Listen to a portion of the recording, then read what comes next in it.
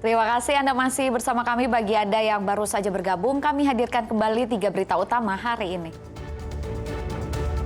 Jatuh ke jurang sedalam 30 meter di Gunung Cakrabuana, Sumedang. Nyawa seorang pendaki asal kota Bandung tak terselamatkan. Sebuah ruko pecel lele di Kecamatan Gunung Putri, Kabupaten Bogor ludes terbakar. 2 orang tewas.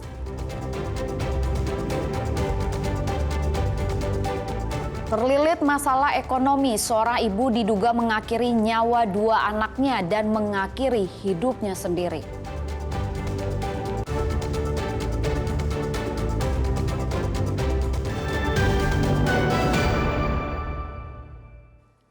Dua orang tewas dalam kebakaran sebuah ruko pecel lele di Kecamatan Gunung Putri, Kabupaten Bogor, Minggu pagi. Penyebab kebakaran masih diselidiki, namun meninggalkan sebuah misteri.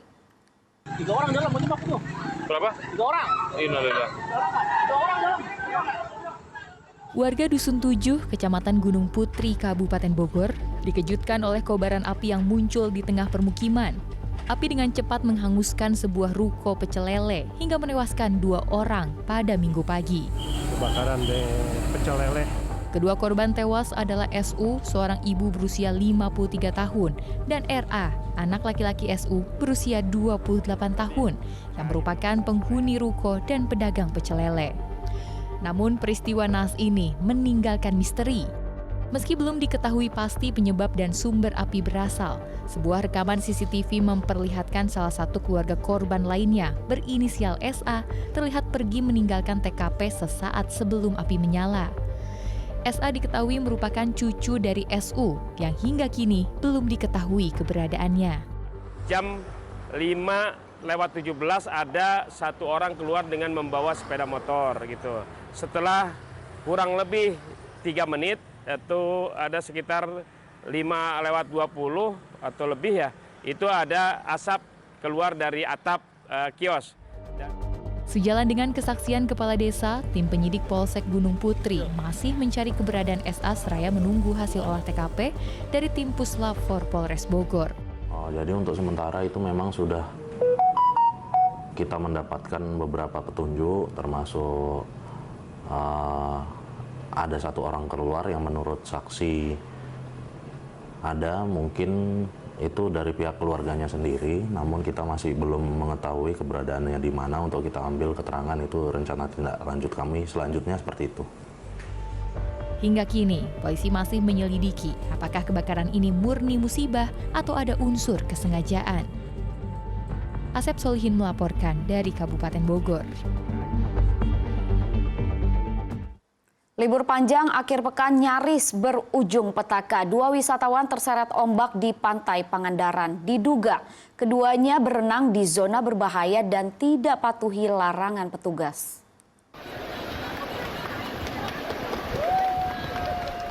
Tepuk tangan pengunjung seketika terdengar ketika petugas Bala Wisata dan Polairut Polres Pangandaran berhasil menyelamatkan 2 wisatawan yang terseret ombak di area pos 4 Pantai Barat Pangandaran di libur panjang akhir pekan. Setelah menembus ombak, petugas bisa membawa korban dalam kondisi selamat. Korban lalu diberi minum dan disuruh menenangkan diri di tepi pantai. Kedua warga asal Bandung itu terhempas dan terseret ombak saat berenang di zona berbahaya hingga akhirnya tenggelam. Ramainya pengunjung yang berenang di pantai Pangandaran membuat korban abai dengan imbauan zona larangan berenang. Itu ada 2 orang Bandung, kejadiannya di pos 4, itu daerah bahaya 2, berbahaya, daerah berenang. Tapi alhamdulillah bisa tertolong. Nah untuk sementara bukan hanya wisatawan kita selamatkan, termasuk anak kecil yang terpisah dengan orang tuanya. Itu dari hari kemarin sampai sekarang sekitar ada 15 orang. Termasuk hari ini masih tertinggal ada 1 orang ini, sampai jam segini. Itu barangkali kami menghimbau kepada seluruh wisatawan yang ada di Pantai Barat Pangandaran, ketika mau bermain di pantai ataupun berenang, tolong perhatikan rambu-rambu yang ada di sepanjang pantai. Karena tidak sepanjang pantai barat ini bisa digunakan untuk areal berenang. Ada daerah-daerah tertentu yang memang dilarang untuk berenang dan kami tandai dengan bendera merah ataupun pelang larangan. Ramainya pengunjung di Pantai Pangandaran juga harus jadi perhatian khusus orang tua. Pasalnya 15 anak tersesat dan terpisah dari keluarga atau orang tuanya saat mandi di pinggir pantai. Beruntung, petugas berhasil membawa mereka ke posko keamanan. Petugas mengimbau kepada para pengunjung agar tetap berhati-hati dan terus memantau anaknya yang sedang bermain air di pantai. Eko Setiabudi melaporkan dari Pangandaran. Petugas menemukan belasan unit bus pariwisata tak layak beroperasi melintas di ruas tol Jagorawi. Tidak terima ditilang, sopir bus pariwisata ribut dengan petugas razia. Tadi sama, saya nggak terima, saya nggak melanggar kalau supir Pak. Supir melanggarnya kalau marka jalan, kalau STNK urusan. Tidak terima ditilang, sopir bus pariwisata ini protes ke petugas kepolisian. Sang sopir berkeyakinan tidak membawa STNK saat berkendara bukan termasuk pelanggaran lalu lintas. Beruntung kericuhan dapat dilerai oleh petugas lain. Dalam razia yang dilakukan di ruas tol Jagorawi, tepatnya di kilometer 45 menuju kawasan Puncak Bogor, petugas menemukan belasan pengemudi bus pariwisata tidak membawa dokumen kendaraan secara lengkap. Selain memeriksa kelengkapan administrasi, pengecekan juga dilakukan pada fungsi-fungsi kendaraan seperti rem, klakson hingga ban. Petugas menemukan sejumlah bus yang tetap beroperasi meski uji kir sudah kadaluarsa. Hari pertama kami mendapatkan 23 pelanggaran baik kelengkapan administrasi maupun persyaratan teknis baik jalan. Keseluruhan yang sudah diperiksa hari kemarin 70 unit kendaraan. Sedangkan untuk hari ini masih dalam proses. Tapi sepertinya melihat situasi kondisi hampir sama dengan hari kemarin karena terlihat kendaraan bus pariwisata masih banyak yang melintas untuk beraktivitas melakukan pariwisata atau kegiatan lainnya ke arah puncak dan seterusnya. Razia bus pariwisata yang menuju dan melintas kawasan wisata Puncak Bogor digelar untuk mengantisipasi kecelakaan lalu lintas, khususnya di jalur menuju tempat wisata maupun sekitarnya. Sekaligus memberikan sosialisasi dan edukasi terkait perlengkapan surat izin kendaraan bagi bus pariwisata.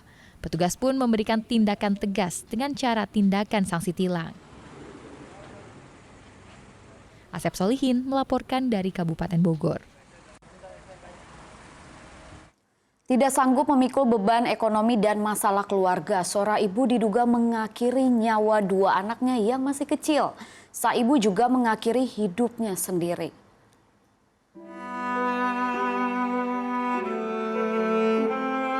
Warga digegerkan dengan penemuan 3 mayat di dalam rumah kontrakan di kawasan Banjaran, Kabupaten Bandung. Diketahui, mayat tersebut terdiri dari ibu dan 2 anaknya. Dari hasil olah TKP, kedua bocah pria ditemukan di ruangan berbeda dengan posisi tubuh tertelungkup dan terlentang. Sementara sang ibu ditemukan tewas tergantung. Seluruh korban pertama kali ditemukan oleh sang ayah sekaligus suami korban seusai pulang kerja. Saat itu ayah yang curiga pintu rumah dalam keadaan terkunci langsung mendobrak pintu rumah. Begitu terkejutnya saat ia menemukan istri dan anak-anaknya sudah tak bernyawa. Kedua bocah diduga dihabisi oleh ibunya sebelum akhirnya sang ibu menghabisi nyawanya sendiri.